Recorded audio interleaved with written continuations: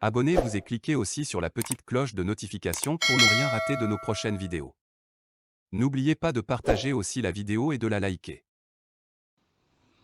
Les amis, bonjour. Les amis, je vous salue. Les amis, je n'ai pas fui. Du lieu où je me trouve, j'ai voulu aussi dire mon petit mot sur la pagaille organisée, le grand cirque que nous avions tous vu du côté de Montpellier en France. Il y avait une belle brochette. On parle de 3000 qui étaient dans la salle. Et on parle aussi des journalistes qu'on n'a jamais donné d'accréditation. Je veux saluer aussi ces Africains surtout qui ont compris déjà, comme moi, que nous allions vraiment à un folklore. D'autant plus que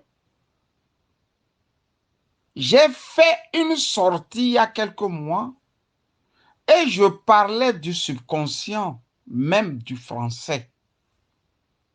Dans le subconscient du français, l'homme noir n'est pas vraiment rentré dans l'histoire. Les preuves, nous avions vu ces sorties injurieuses, insultantes du président Macron quand il s'agissait de l'Algérie, du Mali et plus loin de l'Afrique noire tout entière. On ne va pas faire l'histoire. Les amis, je vous avais lancé dans une de mes sorties, dans une audio, un élément audio, cette phrase d'un Allemand quand il s'agissait des Français. Ce qu'il pensait des Français. Si vous fouillez mes audios, vous retrouverez cette phrase. Elle dit ceci. Die Franzosen, die sind gerissen. Die Franzosen, die sind gerissen. Explication. Les Français sont très raffinés, sont rusés, ils sont fins. C'est un blanc qui parle ainsi de d'autres blancs. Je crois savoir que quand je l'avais dit, les gens ne m'avaient pas pris au sérieux. Ah ben c'est Camus, c'est la pagaille. Et pourtant, j'avais voulu lever le voile sur la capacité de l'homme français à diviser, à scinder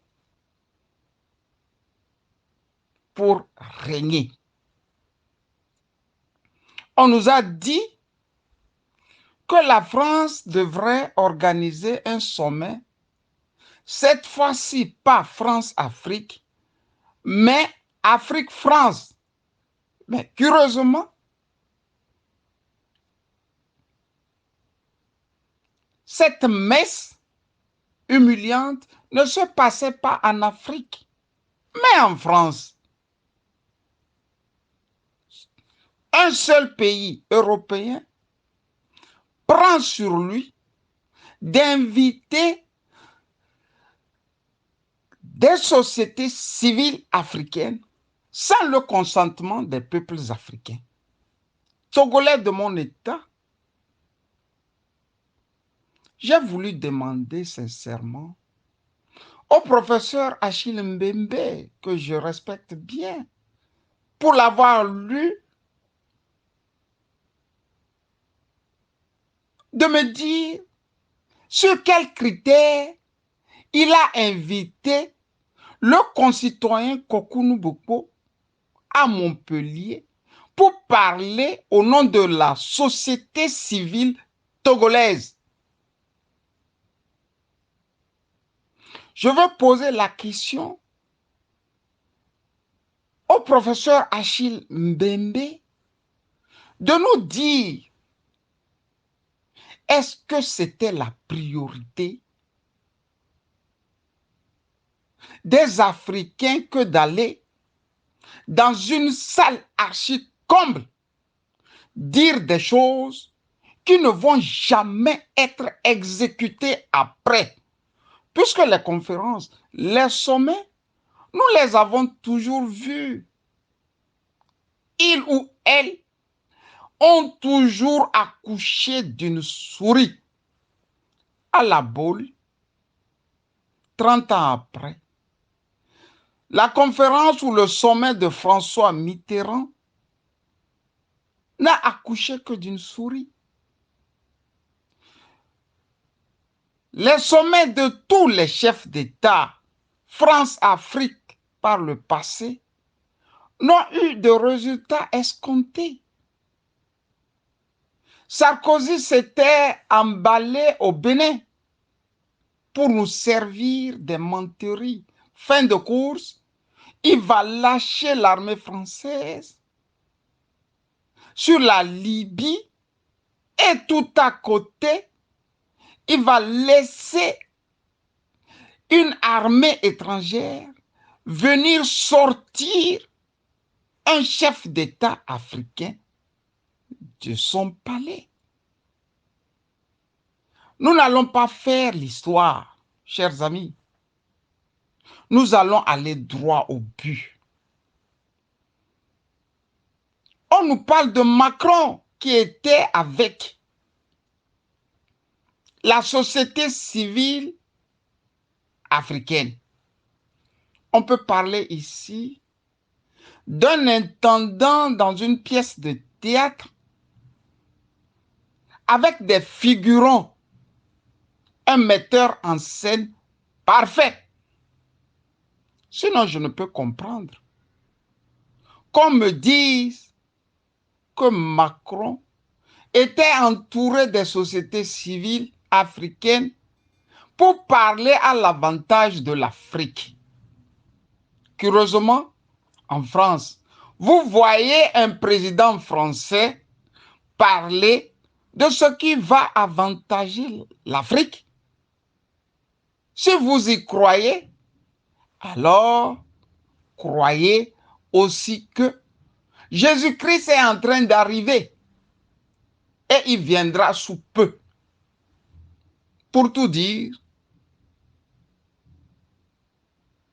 les accords n'engagent que les signataires. Je suis africain et je n'en ai cure d'un sommet de dupes. Macron est un grand metteur en scène. Et le théâtre, je crois savoir que c'est la discipline qu'il affectionne. Et c'est par le théâtre que déjà à 15 ans, il passa pour être le meilleur et le plus fin au point de séduire celle qui l'enseignait, c'est-à-dire son enseignante, quand lui il avait 15 ans, et cette dernière avait déjà près de 44 ans. En filigrane, un garçon de 15 ans devait tripoter une femme de 44 ans qui s'achoque qu'il y a eu pédophilie de la part de la maîtresse, qui s'achoque qu'on a bousillé la vie du petit Macron. Si on ne l'avait pas bousillé sa vie, il ne pouvait pas, déjà à cet âge de 40 ans, effacer l'histoire de l'Algérie et dire qu'avant la colonisation, il n'y avait pas une nation algérienne.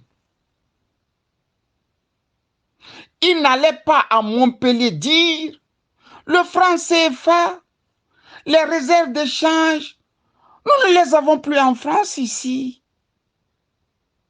Mais si les chefs d'État africains veulent, ils n'ont qu'à nous dire. Et tout le reste, nous allons le faire. Vous y croyez, chers Africains? Vous voyez Fornia Singbe qui ne rêve que Macron dira Macron, que le franc CFA, nous n'en voulons plus. Vous voyez Alassane Ouattara le dire. Vous voyez Paul Biya le dire. Vous voyez et vous voyez et vous voyez tous ces satrapes africains dire à leur coq blanc que nous n'en voulons plus. C'est pour ça que la France aime des tyrans en Afrique. Ceux-là qui ne peuvent pas lever la voix. Je vais être franc et sincère. La qualité de ces frères et sœurs que moi j'ai vus dans cette salle archi-comble à Montpellier était d'une grande qualité. Au passage, je fais coucou ou mieux un clin d'œil à cette jeune Burkinabé qui aura été l'illustration la plus parfaite de l'Africaine du XXIe siècle. Elle parle bien, elle est intelligente, elle est courageuse et elle est notre fierté. Sauf que vous n'êtes pas allé dire des vérités qui vont être concrétisées. Vous n'êtes pas allé dire des vérités qui vont amener l'oligarchie française à changer. Ils ne connaissent pas ça. Ils ne changent que lorsque ils voient la menace. Il n'y a pas de menace au Mali, au Togo, en Côte d'Ivoire. Pourquoi vous voulez que ces gens qui incarnent l'esprit de Colbert, de Napoléon, de Jules Ferry, tous ces colonialistes notoires, pourquoi vous voulez que Macron change quand cette année, il a eu à célébrer avec tous les feux tricolores les 100 ans de Napoléon?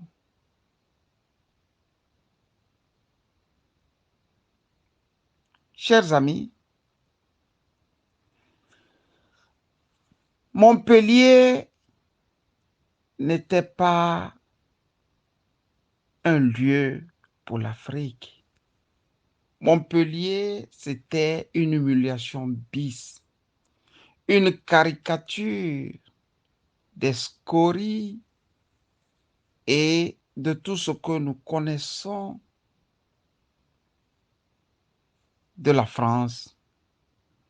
Ils ne vont pas changer tant que nous ne les poussons pas à changer. Ils ont le racisme dans le sang. L'homme noir, pour eux, n'est pas rentré dans l'histoire. Ce n'est pas moi qui le dis, c'est Sarkozy qui le dit. Dans un tonnerre d'applaudissements, des nègres à l'université, curieusement, qui portent le nom de Cheikh Anta Diop à Dakar. Nous n'allons pas refaire l'histoire, mais tout au moins nous devrons nous servir de l'histoire pour ne plus faire les mêmes erreurs. Comment voulez-vous que la France change pour le malheur de la France? On vous a dit et redit que ces gens sont des pillards. Et un pillard, on l'empêche de piller. On ne va pas lui dire chez lui qu'il est un pillard. Vous n'avez pas soigné la plaie. Chers parents, chers frères, chères sœurs, qui étaient nos porte-voix à Montpellier, vous avez fait le constat qu'il y avait la plaie. Alors que la jeune Afrique veut voir ceux ou celles qui vont soigner les plaies. Ces plaies béantes africaines qui vivent en chaque Africain et en chaque Africaine. Votre rôle n'aura pas été aussi nocif. Mais s'il fallait vous donner une note de 0 à 20, je vous donnerai la note 5 qui vous a dit que le coq gaulois a jamais changé sa manière de s'asseoir. La lutte, elle doit continuer pour le bonheur de l'Afrique, mais pas en France. Je suis Camus Sali, je suis togolais, je vis en Allemagne et le blanc, j'ai connu et j'ai compris qu'on ne l'amadoue pas. On lui met ou on le met devant le fait accompli. Et l'exemple afghan est bien l'exemple le plus précis sur lequel désormais les États, les pays, les peuples africains devraient se poser pour enfin éradiquer le mal. Ce mal qui vient de la Gaule. Bonne journée à tous et bonne journée à toutes. Camus Sali. Likez la vidéo si ce n'est pas déjà fait. Laissez aussi votre point de vue en commentaire.